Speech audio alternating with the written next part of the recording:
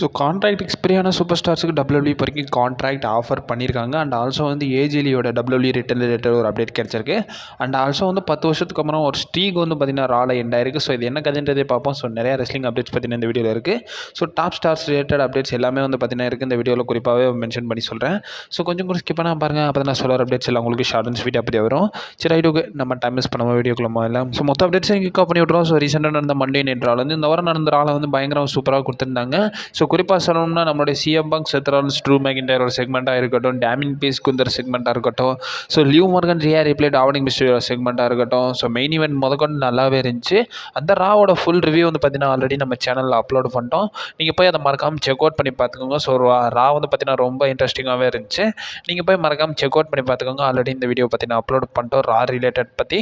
So அதில் வந்து check out பண்ணி பார்த்துக்கோங்க. ஸோ அதில் நம்ம மிஸ் பண்ண வேண்டிய ஒரு விஷயம் வந்து பார்த்தீங்கன்னா மிஸ் பண்ணியிருப்போம். அது என்னென்னா நெக்ஸ்ட் வீக்கான கார்டு. ஸோ நெக்ஸ்ட் வீக்கான கார்டை பொறுத்த வரைக்கும் WWE கிட்டத்தட்ட ஒரு 3 மேட்சஸ் கிட்ட பார்த்தீங்கன்னா கன்ஃபார்ம் பண்ணியிருக்காங்க.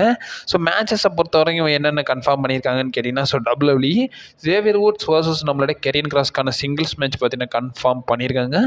அண்ட் ஆல்சோ வந்து நம்மளுடைய ரிங் ஜெனரல் குந்தர் வந்து பார்த்தீங்கன்னா ஒரு சிங்கிள்ஸ் மேட்ச் கம்ப்ளீட் பண்ண போகிறாரு. நம்மளுடைய வேர்ல்டு டேக் டீம் சாம்பியனாக இருக்கிற நம்மளுடைய ஃபின் பலர் கூட.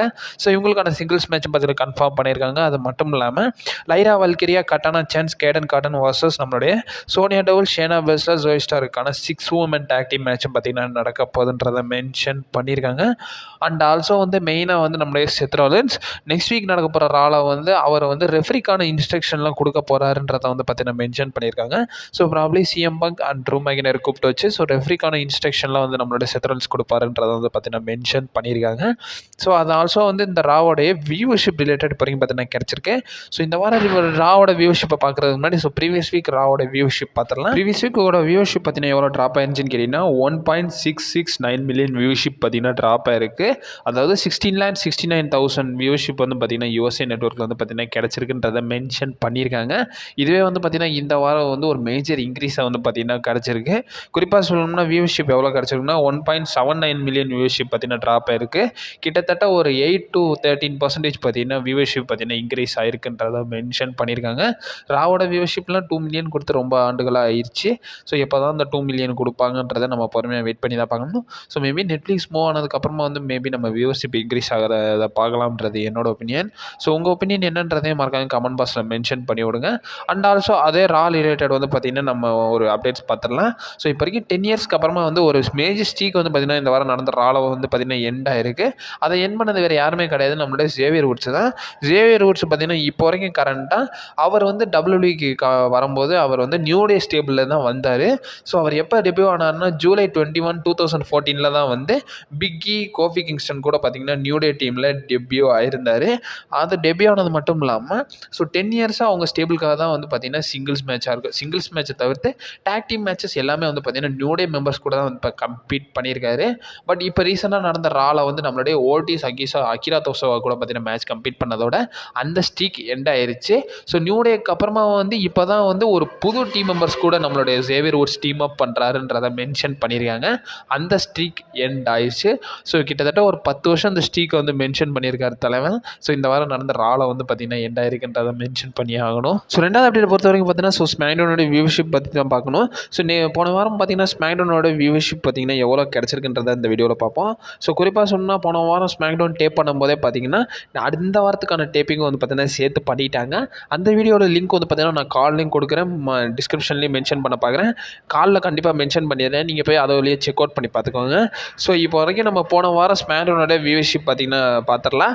போன வாரம் பார்க்குறதுக்கு முன்னாடி அதுக்கு ப்ரீவியஸ் வீக் பார்த்திங்கன்னா எவ்வளோ கிடச்சிருக்குன்னு கேட்டிங்கன்னா 2.36 மில்லியன் வியூவர்ஷிப் பார்த்திங்கன்னா ட்ராப் ஆயிருக்கு.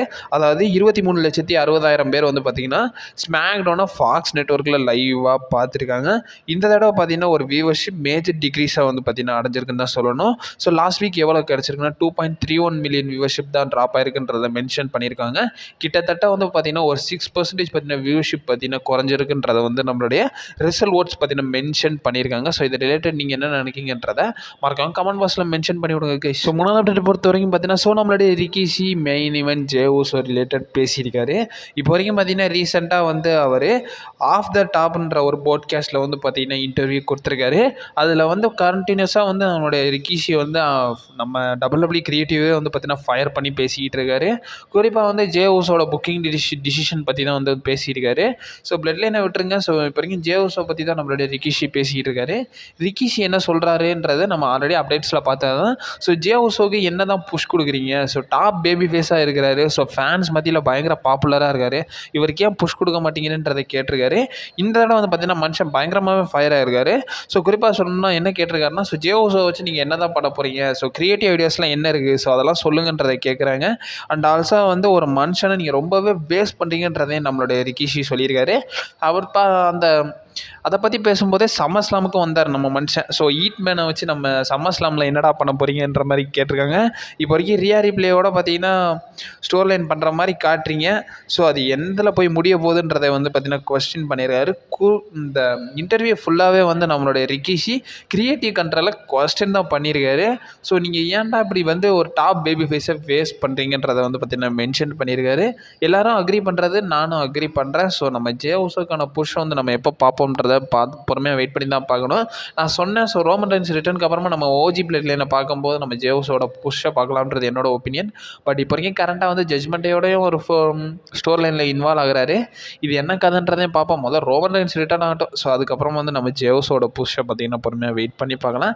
இப்போ வரைக்கும் ரிக்கிஷி சொல்கிற இந்த ஸ்டேட்மெண்ட்டை நீங்கள் எத்தனை பேர் அக்ரி பண்ணுறீங்கன்றதா மறக்காம கமெண்ட் பாக்ஸில் மென்ஷன் பண்ணி விடுங்க. ஸோ கடைசியாக மெயின் அப்டேட்ஸ்குள்ளே போகலாம். ஸோ மெயின் அப்டேட்ஸை பொறுத்த வரைக்கும் 2 அப்டேட் இருக்குது. ஸோ அதில் ஃபஸ்ட்டு பார்க்க வேண்டியது, இப்போ வரைக்கும் ரிலீஸ் ஆக போகிற ஸ்டார்ஸுக்கு வந்து WWE கான்ட்ராக்ட் ஆஃபர் பண்ணியிருப்பாங்க. ஸோ நான் ஒரு 2 வீடியோவுக்கு முன்னாடி மண்டே ஒரு வீடியோ போட்டிருந்தேன். ஸோ அதில் வந்து இந்த மாதிரி ரெஸ்லர்ஸ்லாம் ரிலீஸ் ஆவாங்கன்ற மாதிரி சொல்லியிருந்தேன். இப்போ வரையும் கரண்ட்டாக அந்த ஸ்டார்ஸுக்குள்ளே WWE வந்து பார்த்தீங்கன்னா கான்ட்ராக்ட் ஆஃபர் பண்ணியிருக்காங்க. குறிப்பாக வந்து நம்மளுடைய பாபி லாஷ்லிக்கு மட்டும்தான் இப்போ வரைக்கும் நம்மளுடைய WWE ஒரு நியூ டீல் வந்து பார்த்தீங்கன்னா ஆஃபர் பண்ணியிருக்காங்க. பட் எம்விபிக்கு இன்னும் வந்து பார்த்தீங்கன்னா அந்த டீலை வந்து ஆஃபர் பண்ணலை. எம்விபிக்கு இப்போ வரைக்கும் கரண்ட்டாக எந்த ஒரு டீலும் வந்து பார்த்தீங்கன்னா ஆஃபர் பண்ணல. பட் கிரியேட்டிவ் கண்ட்ரோல்ஸ்லேருந்து பேக் ஸ்டேஜ் நியூஸ்லேருந்து என்ன சொல்லியிருக்காங்கன்னா, ஸோ எம்விபிக்கு ஒரு நியூ ரோல் வந்து பார்த்தீங்கன்னா WWEல கொடுக்கலாம். ஸோ அது ரிலேட்டடான டாக்ஸ் போய்கிட்டு இருக்குன்றதை மென்ஷன் பண்ணியிருக்காங்க. பட் பாபி லாஷ்லிக்கு ஒரு new story line new deal வந்து பார்த்தீங்கன்னா நம்மளுடைய WWE வந்து பாபி லாஷ்லிக்கு ஆஃபர் பண்ணியிருக்காராமா. பட் இருந்தாலும் பாபி லாஷ்லி இப்போ வரைக்கும் கரண்ட்டாக வந்து அந்த ஆஃபரை வந்து ரிசீவ் பண்ணியிருக்காரு.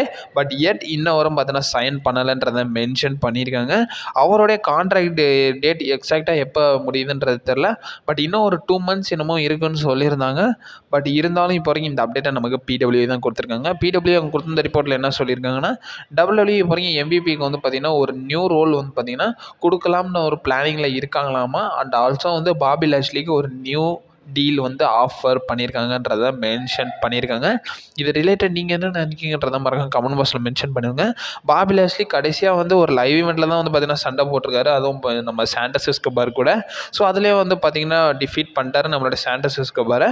பட் WWE ஏன் இன்னும் வந்து பார்த்தீங்கன்னா ப்ராப்பராக பாபி லாஷ்லியை புஷ் பண்ணலன்றது என்னோட கொஸ்டின்னாக இருக்கும். ஸோ உங்கள் ஒப்பீனியன் என்னன்றதையும் மறக்காம கமெண்ட் பாக்ஸில் மென்ஷன் பண்ணி விடுங்க. So guys, last and main update. So ஏஜிலியோட WWE ரிட்டர்ன் பார்க்கலாமா? ஸோ இதை பற்றி சொன்னது வேறு யாருமே கிடையாது. ஸோ நம்மளுடைய NXT விமென்ஸ் சாம்பியனான ரேக்ஸன் பேரன்ஸ்ன்றவங்க தான் வந்து பார்த்தீங்கன்னா சொல்லியிருக்காங்க.